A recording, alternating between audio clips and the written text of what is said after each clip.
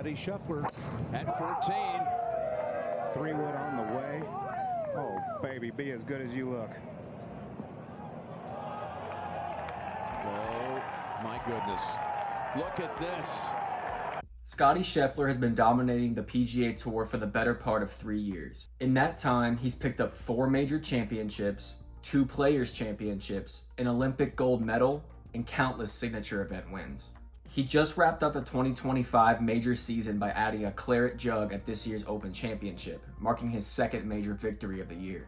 At times, it feels like Scottie is out there doing outwardly things to dominate the tour, but when you really dig into his game, it's surprising how simple he keeps everything, and that's something we as amateurs can try to incorporate into our own games as well. Hey everyone, welcome back to the channel. In today's video, we're breaking down 3 key lessons from Scottie Scheffler's game that we can incorporate into our own game as well. So let's get into it. Now for lesson number 1, we're going to be digging into Scottie Scheffler's driver. He's number 1 in strokes gained off the tee while not being the longest or most accurate player on the PGA Tour. He actually ranks 51st in driving accuracy this season, along with being 60th in driving distance. So how is he able to have the number 1 strokes gained average on tour? Well, I believe this is due to the fact that he has a very predictable miss pattern. Specifically, he ranks the 2nd lowest in right rough tendency, as well as the 3rd lowest in right tendency, meaning that every time he misses the fairway, he's very unlikely to miss to the right. So in simple terms, Scottie has basically eliminated the right side of the golf course, which is really important for not only amateurs, but all golfers on every level. Now, like I said, Scottie's not the most accurate. He will miss the fairway on occasion, but when he does miss, he misses to the left side the vast majority of the time. This level of control allows him to confidently pick an aim point off the tee, swing freely, and give himself a shot into the green. Now, as a lot of us amateur players know, dealing with a two-way miss off the tee is a recipe for disaster. Whether we're trying to draw it or fade it depending on the dog leg, having a two-way miss can lead to unpredictable results and ultimately re-teeing or having to hack it out of the woods. So what can we learn from Scottie Scheffler? If we can eliminate one side of the golf course, this makes the teeing off process a lot simpler, because we'll have a better idea of what our dispersion is and where our typical miss is going to be. And we can do this in just a couple of simple steps and a little bit of time and practice on the driving range. Step number 1 is going to be to stop trying to hit a straight ball and commit to a left or right or a right to left shot shape. So in my opinion, we're going to be better off committing to whatever our natural swing shape is. Whether we're a fader of the golf ball or a drawer of the golf ball, sticking and committing to this shot shape every single time off the tee is going to give us a more predictable miss pattern when we hit our tee shots. In Scottie's case, he's a fader of the golf ball, and if you watch him play, he fades the ball off the tee basically every single time.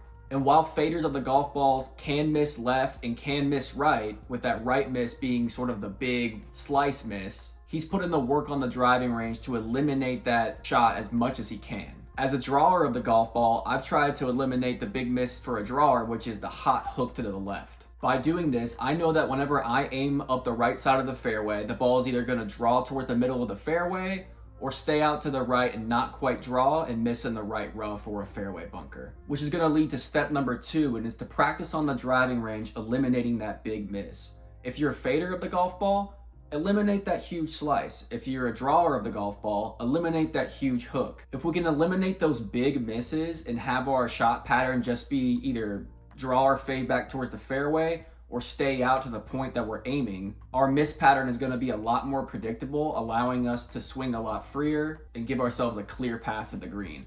Whether you're in the fairway, in the rough, or a fairway bunker, golf is a whole lot easier when you're not re-teeing or hacking out of trees. So that's going to be lesson number 1 that we can learn from Scottie. Now, lesson number 2, we're going to be digging into Scottie Scheffler's iron play, specifically his approach to every approach shot. Now, Scottie Scheffler's approach game ranks number 1 strokes gained on the PGA Tour. He's 3rd in green and regulation percentage, but he doesn't build his game around firing at every flag. As a matter of fact, Scottie Scheffler has spoken in the past about his strategy for approach shots, which is typically to identify the trouble, aim for the biggest part of the green, and then work the ball back towards the flag. Now, in my opinion, amateurs are probably better off not following the second part of that strategy, which is shaping the ball towards the hole. But the first part of that strategy is really key for players at all levels, which is to aim for the biggest part of the green and at worst, give yourself a putt. This, along with Scottie's ability to choose the correct club to take the short-sided miss out of play, allows him to hit more greens, give him more putts for birdie, and take the major trouble out of play. For example, if he has a front pin location tucked on the right corner surrounded by bunkers,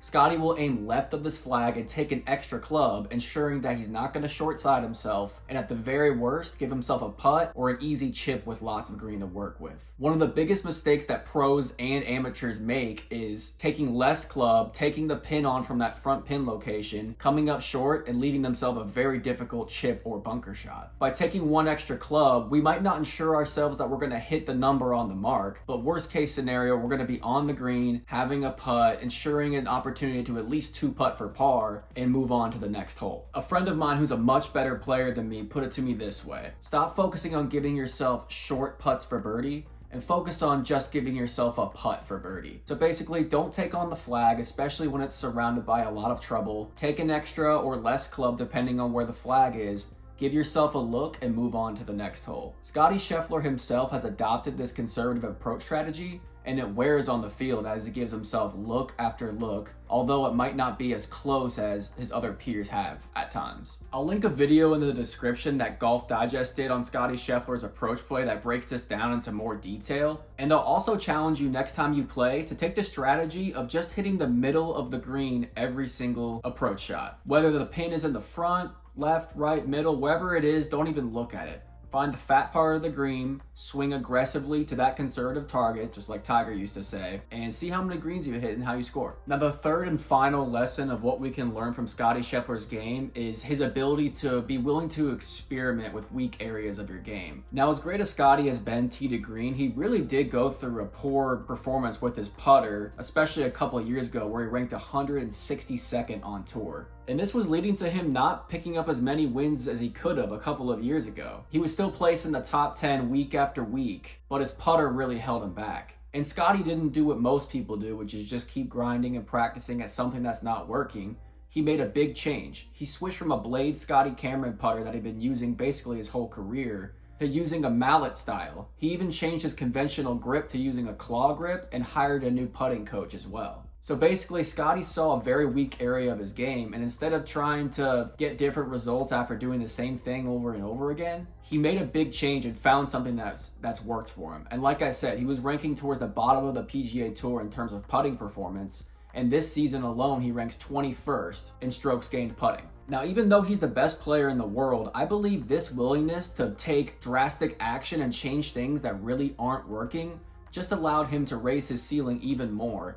And since the start of the 2024 season, he's winning at a 40% clip just with a new putter, new putting style, and coach as well. So I think for amateurs, if there's an area of your game that's a huge weakness, not that you have to change your whole equipment and spend a lot of money. If you're really struggling with a certain style putter, try to change it up. If you're having lots of trouble with a specific hole on your home golf course, try to hit a different club at the tee and change your approach. I think it's important for amateurs to be real with themselves and identify the weakest parts of their game and figure out a change that they can make if what they're doing is not currently working. For me specifically, when I was playing against my friends, I knew that I just wasn't hitting the ball far enough to compete with them. So instead of trying to squeeze as much juice as I could out of my current distance, I know that I needed to make a big change and ultimately started doing speed training. And this gave me great results, and now distance off the tee is a strength of mine, which just tells me that the change I made was a good one. And if the best player in the world is willing to do it, then I believe amateurs should as well. We actually saw something similar with JJ Spawn,